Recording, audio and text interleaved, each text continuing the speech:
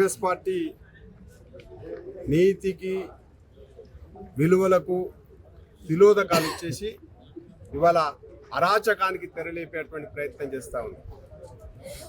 నిజంగా కాంగ్రెస్ ఏదైతుందో నీతి నిజాయితీ గల కాంగ్రెస్ ఎప్పుడో చచ్చిపోయింది.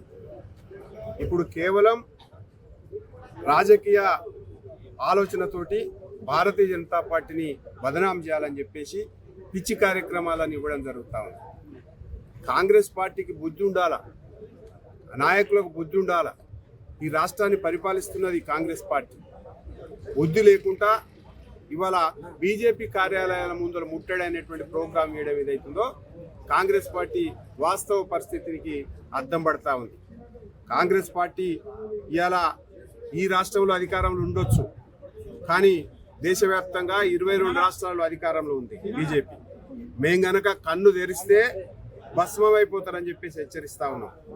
ఇవాళ ఏ ముఖం పెట్టుకొని బీజేపీ ఆఫీసులో ముట్టడి చేస్తా ఉన్నారు.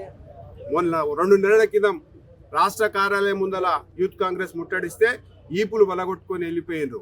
మళ్ళీ అది పునరావృతం కాకుండా ఉండాలని చెప్పేసి మేము మీకు రిక్వెస్ట్ చేస్తున్నాం. ఒకవేళ కనుక మీరు అదే రకంగా మీరు కార్యాలయాల ముట్టడి కనుక వస్తే మీకు సంగతి మేము చూస్తాం.